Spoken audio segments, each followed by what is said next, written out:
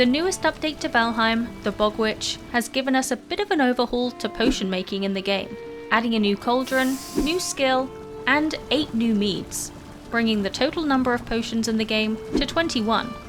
From increasing how much you can carry, to repelling those darn death skeetos, to giving off some interesting pheromones. In this video, we'll be going through exactly what each of these new potions do, how to brew them, and everything you need to know to master alchemy in Valheim.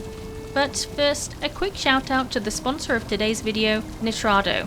With the latest Valheim update, now is the perfect time to rally your friend group back together, and nitra.do's high-end servers make it super easy to do so. You can customize and configure your server just the way you like, and of course install your favorite mods. Then just add the server's IP address to Valheim's community server menu, and you and your fellow Vikings will be ready to join. Plus, nitra.do also supports over 100 other games, and you can easily switch your server between these titles. If that all sounds good, check out nitra.do through the link below, and let's get into the video. Before the Bog Witch update, the potions we had in Valheim focused on restoring health, stamina, or I tier, or providing resistance to certain debuffs, such as burning, poison, and the cold. But as I hinted to in the intro, these 8 new potions are a bit different, with most requiring an ingredient that can only be purchased from the new NPC trader, the Bog Witch. Additionally, one of these 8 new potions, the Love Potion, can't be brewed by players and can only be purchased from the Bog Witch. The Bog Witch can be found in areas of unexplored swamp. Much like the other NPC traders Halder and Hilda, the Bog Witch can spawn in 10 locations on each given world seed. The first of these 10 locations that you come within around 400 meters of will become the sole location of the Bog Witch in your world. And when this happens, you'll notice a cauldron icon appear on your map. That actually kind of scared me. The items available for purchase from the Bog Witch will depend on the game progression of your world. The Love Potion and ingredients necessary for 4 of the new potions will all be available from the start of the game, but you'll need to have defeated the 4th boss, Moda, to unlock the witchy ingredients required to craft 2 more of the new potions. While you're at the Witch's Hut, you'll also want to make sure that you pick up a serving tray for 140 coin. This tray will not only allow you to create the new feasts, but also place your potions all around, without the need for item stands. Once you've purchased all of your ingredients, you can head back home to prepare your potions. But first, you'll need to craft the new workstation, the Mead Kettle, which is now exclusively used for making mead bases. While these bases used to be prepped at the cauldron, the new update has split all of the old recipes from the cauldron across 3 separate workstations. The cauldron will now just be used for cooked foods, the mead kettle will be for your potion bases, and finally, the food preparation table will be for uncooked foods, feasts, and fishing bait. To make the mead kettle, you'll need a forge, as well as 4 tin, 6 copper, and 2 leather scraps. And just like the cauldron, the kettle will only work over a lit fire. Another important addition from the update is a new skill, to reward you for your hard work brewing potions. Now, whenever you create a mead base at the mead kettle, you will gain XP towards the new cooking skill. The higher your cooking skill, the faster you will create potions, and the higher the chance you will gain bonus shields. And this mechanic certainly makes it well worth trying to build up your cooking skill, with those at level 50 having about a 16% chance of getting a bonus mead, compared to those at a more humble level 25, where your chances are only around 6%. You can now also use the shift key to craft 5 mead bases at a time, as long as you have the sufficient ingredients. And it seems like from my playtesting, that crafting potions in this way may also give you more chance of getting bonus shields, compared to crafting 5 potions one by one. Once you've crafted your mead bases at the mead kettle, you'll need to put them into a fermenter, as usual, which is made from 30 fine wood, 5 bronze, and 10 resin. All 21 of the potions in the game take about 1.5 in-game days to brew, 40 minutes if you don't sleep at all, but can be as quick as just over 10 minutes, if you time your sleeps right. Each base will give you 6 potions, except the new Beserkir Mead base, which will only give you a yield of 3.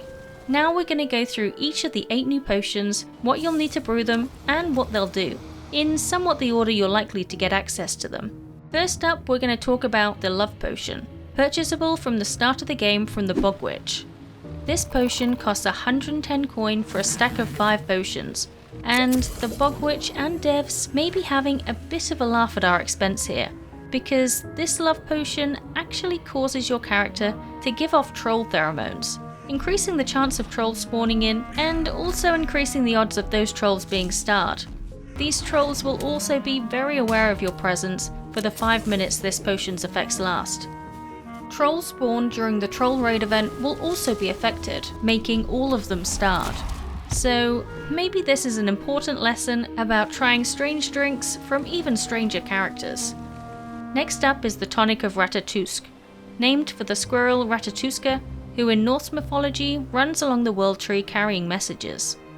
In order to brew this tonic, you'll need 10 honey, 10 blueberries, and 1 cured squirrel hamstring, 5 of which can be purchased from the Bog Witch for 80 coin. Once ingested, this potion will increase your movement speed by 15%, as well as increase your run skill by 10, which in turn will increase your running speed and reduce your stamina drain while running. These effects will of course only be temporary, lasting for 10 minutes, which is more than enough time to help you make a quick escape.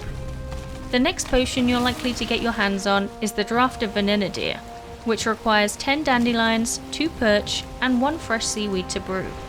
The Bog Witch will sell you 5 seaweed for 75 coin, while the perch can be fished for in shallow waters in the meadows, black forest, and plains.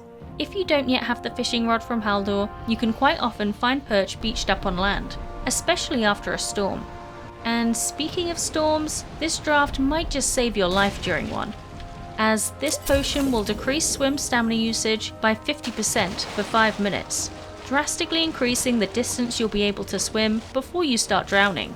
Drinking this potion in combination with the Tonic of Ratatosk will also be very beneficial if you get into trouble at sea, increasing your movement speed, or your swim speed in this case, by 15%. Also requiring some fish is the next potion, the Mead of Troll Endurance.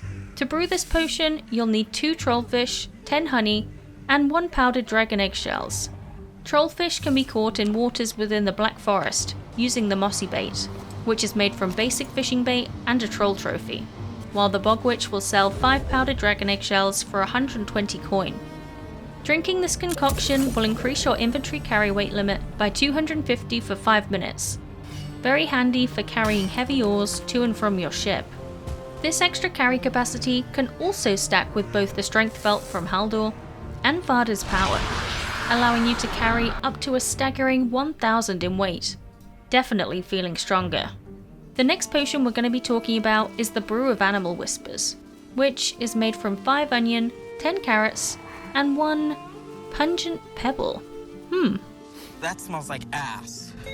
To get the carrots and onions, you'll first need to have found carrot seeds in the Black Forest and onion seeds in the mountains, and then planted those seeds in cultivated soil. The pungent pebbles, on the other hand, can be purchased from the Bog Witch, who will sell you 5 for 125 coin. And this brew might be worth the bad aftertaste after all, as it will double the speed that boar, wolf, lox, and askvin will tame. This means that rather than take a minimum of 30 minutes for an animal to become fully tamed, this process could take just 15 minutes.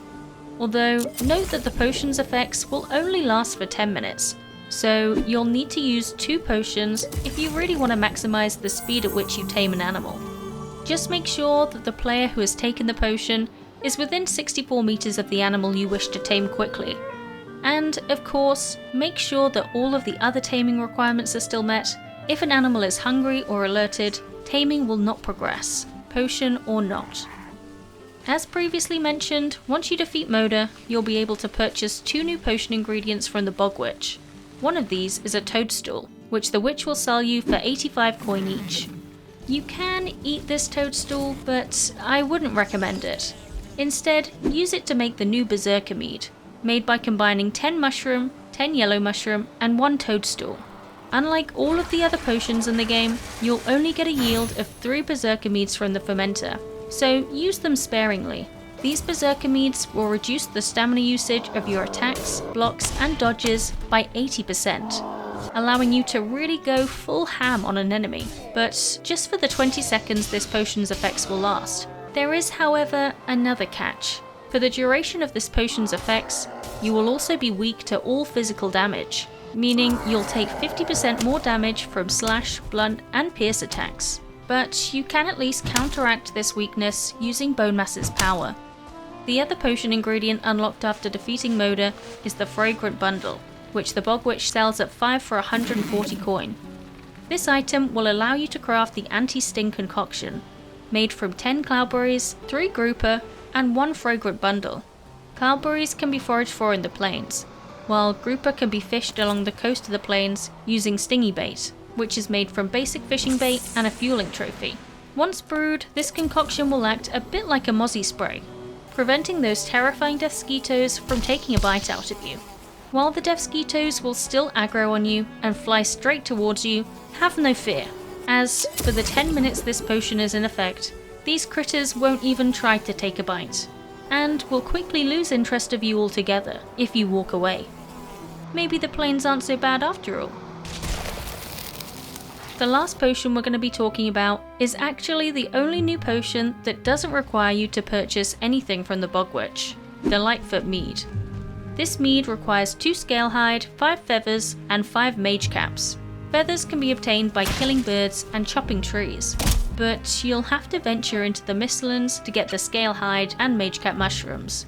This mead will increase your jump height by 20% and reduce your jump stamina usage by 30%. For 10 minutes, making traversing through the often challenging terrain of the Mistlands so much easier. And these effects will also stack with your Feather Cape and Eikthyrs power, giving you 0 jump stamina drain, and the ability to jump to your heart's content. You can get a summary of all 21 of Valheim's potions in this handy PDF on my Patreon. A huge thank you to those of you that are supporting me over there. Please like if you liked, and subscribe so you don't miss any more of these guides. Click here to check out my recent guide to raid events in Valheim. And thanks again to nitra.do for sponsoring today's video, and be sure to check them out at the link below.